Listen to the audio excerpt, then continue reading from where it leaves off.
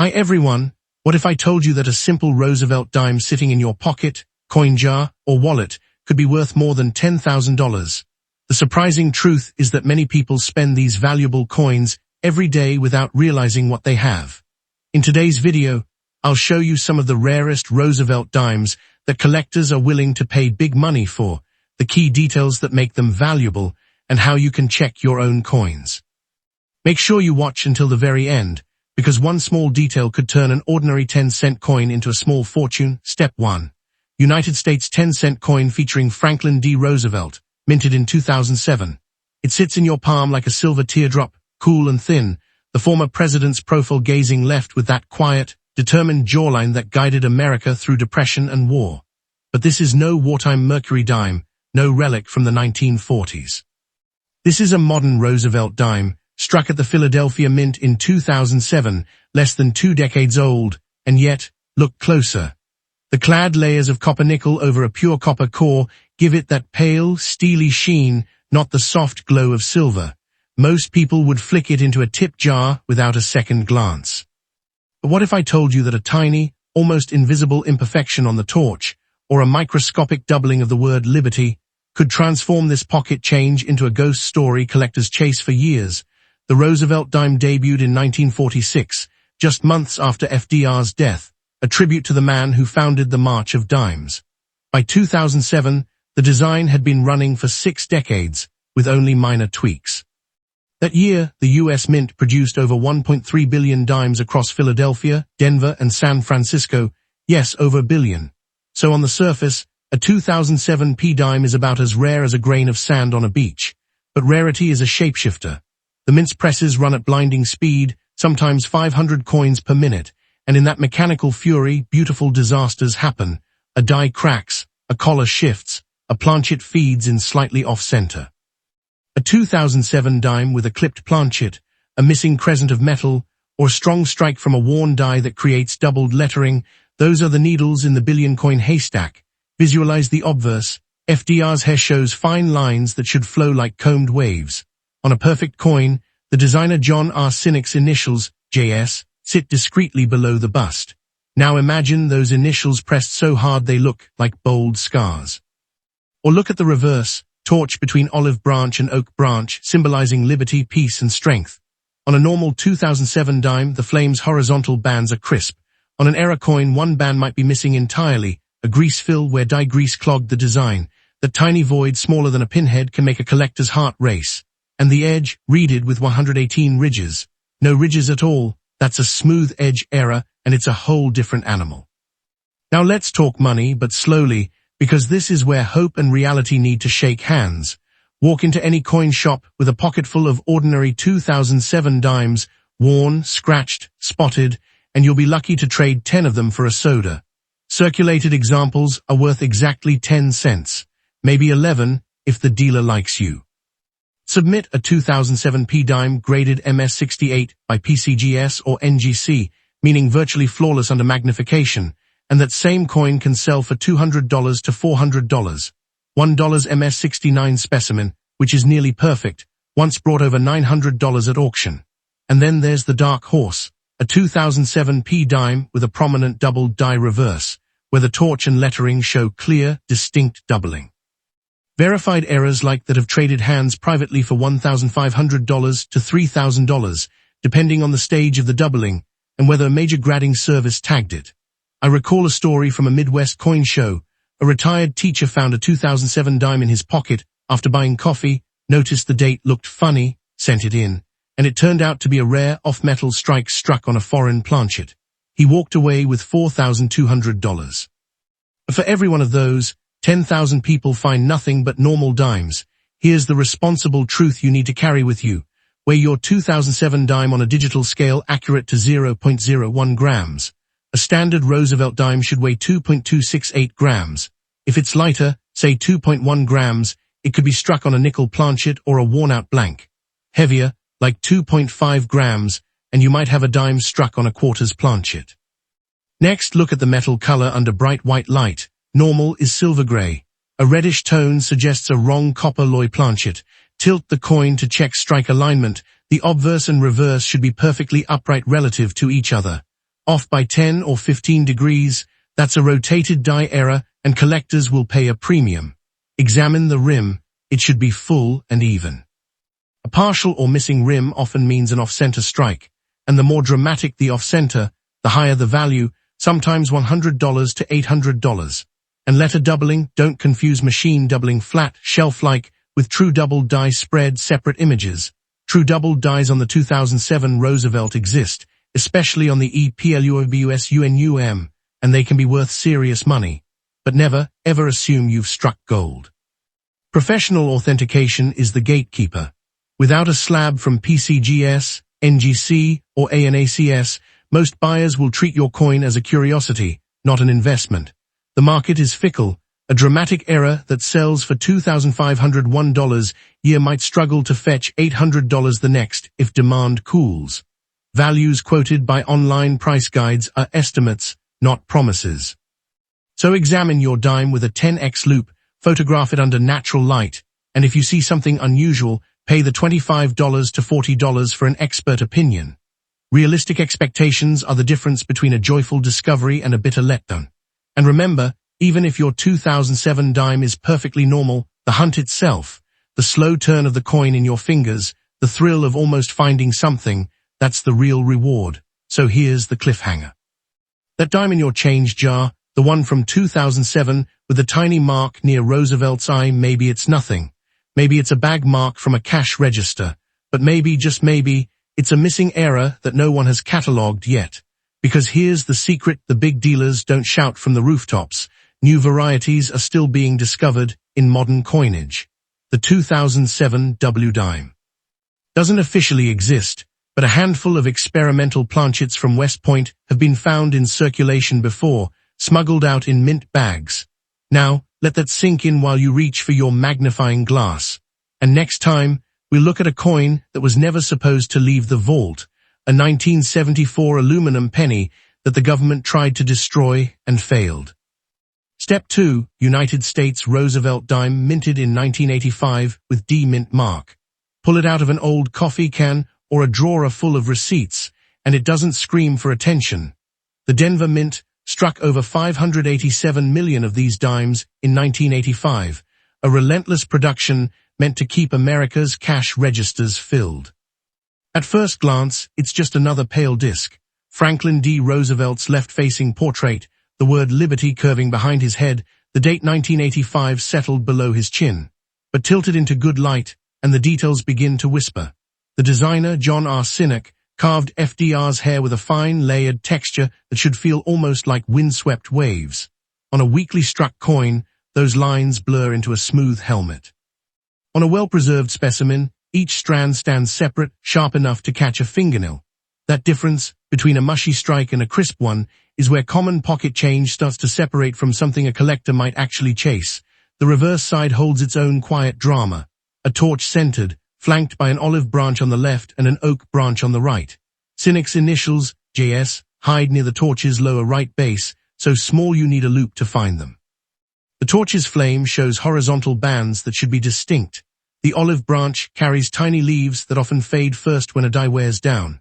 Now, the 1985 D came from the Denver Mint, marked clearly with a small D to the right of Roosevelt's bust.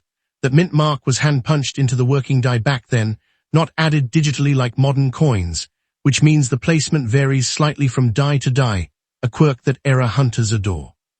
Some 1985 D dimes show the D almost touching the coat collar, others sit noticeably lower. That's not an error worth fortunes, but it's a fingerprint of the era, a reminder that coins were still made with human-touched dies, here, where the story gets strange. In 1985, the mint was battling die fatigue.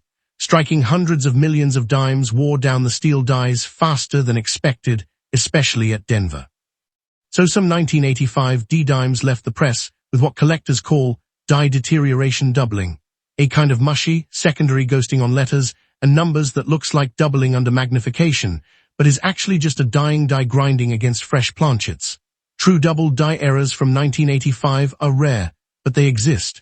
One known variety shows clear notching on "In God We Trust," where the letters appear split and separated. Another features a dramatic spread on the torch's handle. These aren't everyday finds. But a sharp-eyed collector with a $15 loop and a lot of patience could, theoretically, roll hunt through a box of dimes and pull out a coin that a grading company would label as a genuine mint error. Now let's talk weight and metal, because this matters more than most people realize. A standard 1985 D-dime weighs exactly 2.268 grams, composed of a pure copper core sandwiched between outer layers of 75% copper and 25% nickel, giving it that pale silver appearance. Put it on a cheap digital scale. If it reads 2.2 grams or 2.3 grams, you're fine. But if it reads 1.9 grams or 2.6 grams, stop and look closer. Off-weight examples can mean a wrong planchet, maybe a dime struck on a thin nickel blank, or a dime struck on a thicker foreign coin planchet left over from a different contract. The color also tells a story. Normal is cool silver gray. A warm, almost golden hue suggests the outer nickel layer is missing, exposing the copper core, what collectors call a copper cent colored dime. That's a rare lamination error, and authenticated examples have sold for surprising sums. So what is this coin actually worth in the real world? Let's be direct but careful. Walk into any pawn shop with a standard circulated 1985 D-dime showing normal wear, slight flattening on Roosevelt's hair, faded torch lines, and you'll get 10 cents. Maybe a collector at a show offers 15 cents as a curiosity. That's the honest baseline. But take the same coin graded MS67 full bands by PCGS or NGC, meaning the torch's horizontal bands are completely intact, and the coin shows no contact marks under 5x magnification, and that dime becomes a different animal. Auction records from 2020 through 2024 show MS67 FB examples selling between $180 and $325. $1 MS68 FB, which is borderline perfect, traded privately for just over $900 in 2022. And the errors? A verified 1985 D double die obverse, authenticated and slabbed, brought $1,400 at a Midwest coin auction in 2021. A wrong planchet example, a dime struck on a nickel blank, weighing only 1.9 grams, sold for $2,800 through a reputable online dealer in 2023. Some rarer die varieties have reportedly reached near $5,000 in niche collector circles, though those sales are infrequent and not always public. But here, the reality check that matters. Every single one of those prices depends on professional authentication. Without a slab, your off-weight dime is just a weird-looking coin that most buyers will assume is damaged. With a slab from a trusted service, it becomes a documented rarity, and market demand shifts constantly. A variety that excites collectors today might bore them tomorrow. So never buy a coin expecting profit. Never sell one assuming a payday. Instead, examine your 1985 D-dime the right way. Check the rim for evenness.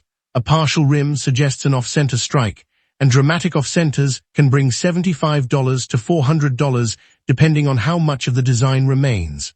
Look for letter doubling that shows actual separation, not just flat shelving. Weigh it. Tilt it under a single bright bulb to see how light reflects off the fields and devices. If you find something truly strange, spend the $30 to submit it for grading. At worst, you're out the cost of a pizza.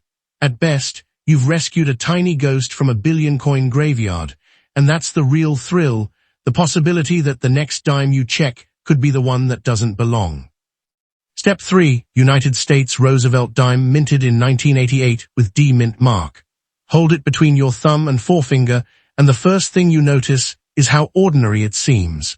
The Denver Mint produced more than 596 million dimes in 1988, a relentless output designed to keep vending machines humming and bank tellers stocked. Franklin Delano Roosevelt's profile faces left, his chin set with that familiar mix of resolve and weariness, the word liberty arching above his head like a faded promise. But 1988 was a strange year at the Mint.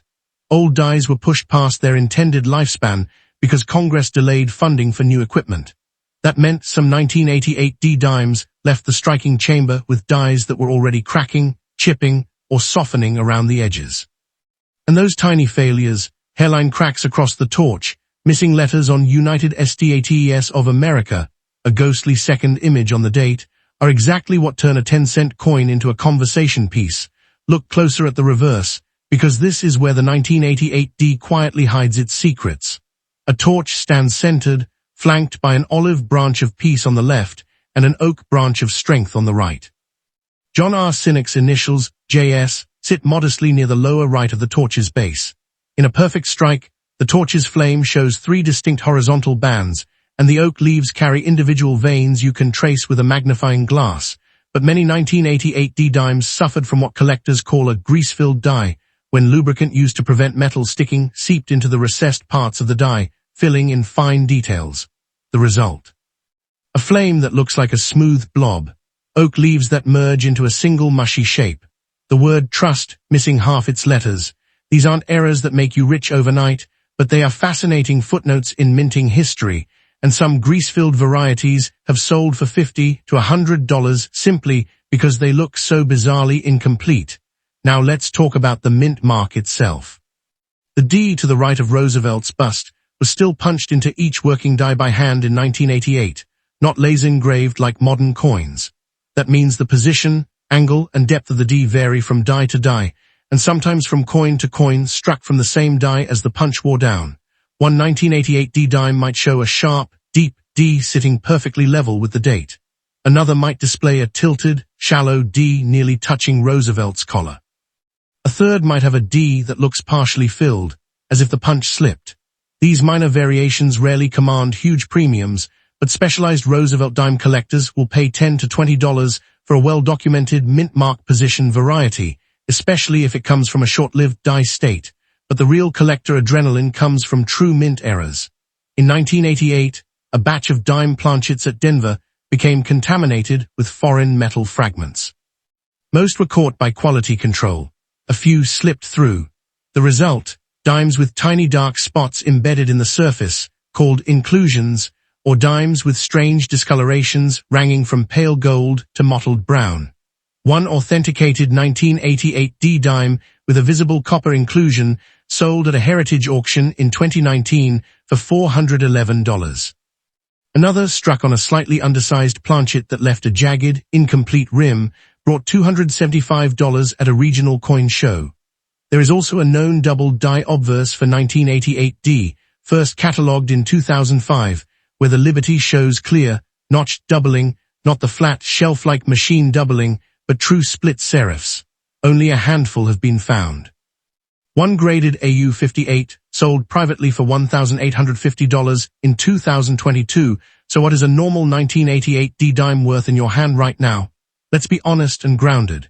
A circulated example that has been in pocket change for 36 years, worn hair, faded torch lines, visible scratches on Roosevelt's cheek, is worth exactly 10 cents. Maybe a dealer gives you 12 cents if they need to fill an album hole. That is the reality for 99.99% of these coins.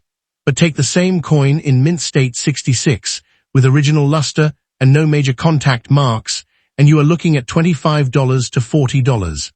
An MS67 full bands, where the torch bands are fully struck and razor sharp, jumps to $150 to $250. The highest graded example known to PCGS, as of 2024, is a single MS68 full bands, a nearly flawless coin with deep cartwheel luster and zero visible distractions. That coin would likely sell for $1,200 to $1,800 in a major auction, though no public sale has occurred in the last 3 years. And the true error examples, the wrong planchets, the dramatic die cracks that split the torch in two, the missing letter grease fills, have traded in private sales from $300 to $3,200, depending entirely on how dramatic and photogenic the error is. But here is the most important sentence you will read today. Every single one of those values is an estimate, not a promise. The coin market rises and falls with collector whims. Variety that brings $2,001 a year might bring $600 the next if fashion shifts. Professional authentication is non-negotiable. Without a slab from PCGS, NGC, or ANACS, your interesting error coin is just a damaged dime to 99% of buyers. So examine your 1988D dime responsibly. Weigh it should read 2.268 grams.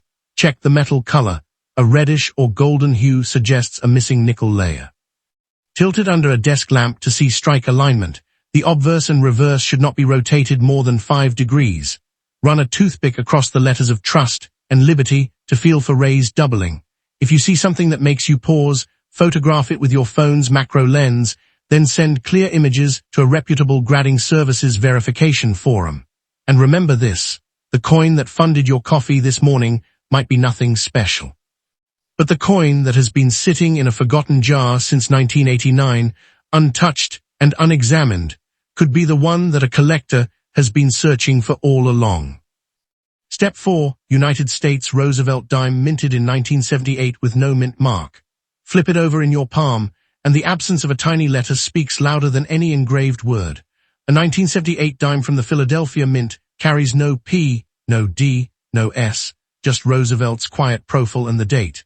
That's because Philadelphia didn't start using its own P mint mark on dimes until 1980. So this coin is from an era when the nation's original mint still operated on an honor system. If it had no mark, it came from Philly. But 1978 was a transitional moment. The mint was modernizing presses, phasing out older equipment that had struck coins since the 1960s.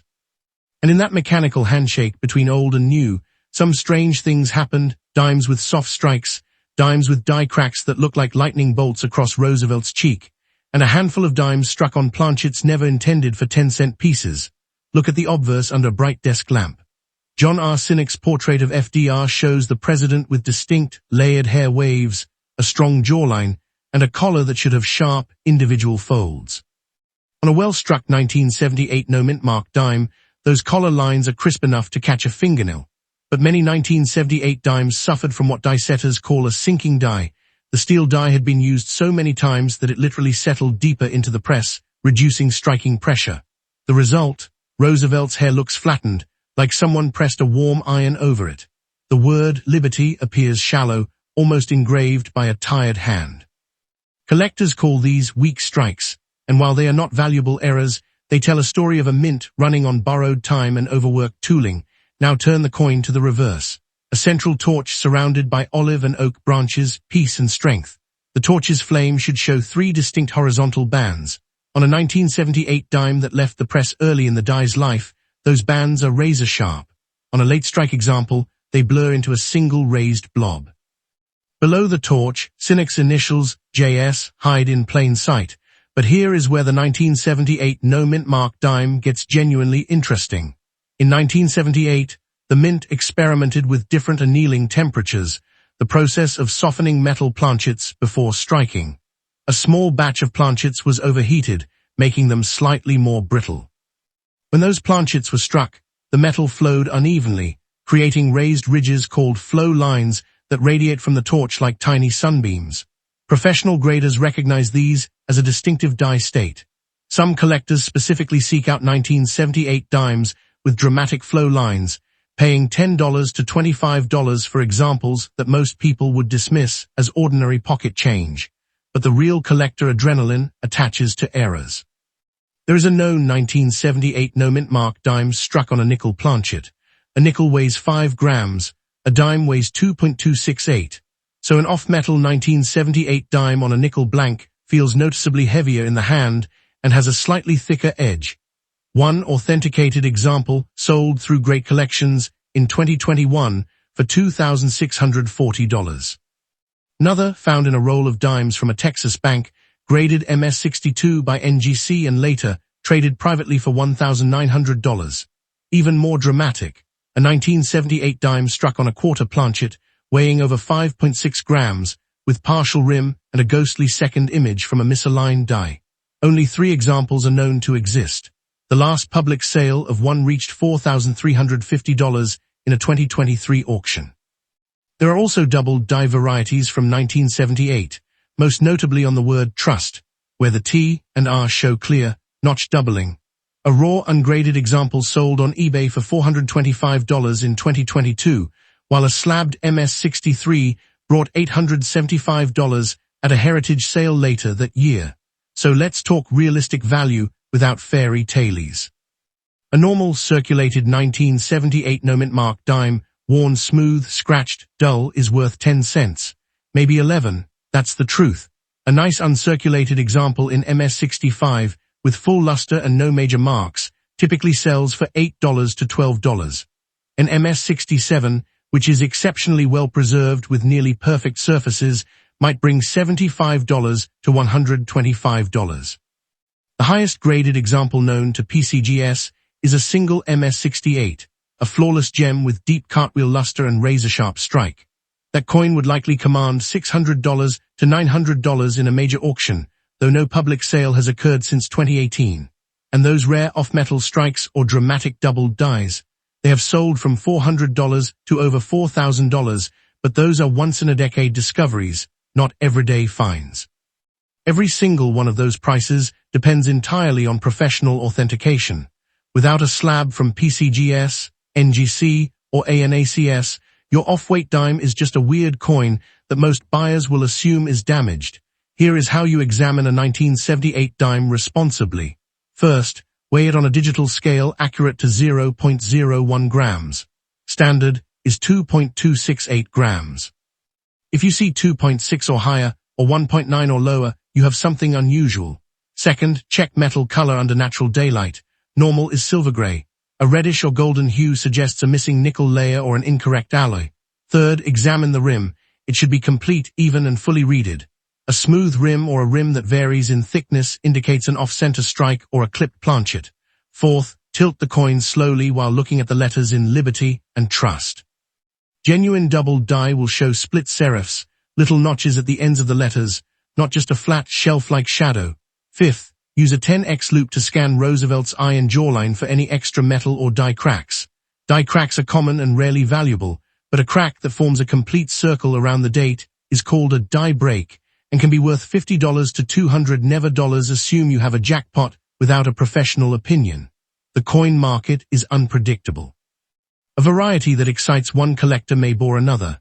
An error that sells for $3,001 a year may sit unsold at $600 the next. So set realistic expectations. Examine your change, your old coin jars, your grandmother's dusty mint sets. If you find something strange, photograph it, weigh it, and submit clear images to an online coin forum or a grading services verification page. And if you decide to spend money on grading, remember that authentication fees, typically $25 to $40, are an expense, not an investment. But every so often, that expense unlocks a discovery. The 1978 no-mint mark dime is proof that even in the late 1970s, with billion coin production runs and agging equipment, the mint still produced tiny miracles of error and accident. Your pocket change might hold one, or it might hold nothing at all. That uncertainty is what keeps collectors searching. And if you enjoyed hunting through history with this coin, make sure to subscribe so you don't miss the next unexpected treasure hiding in plain sight.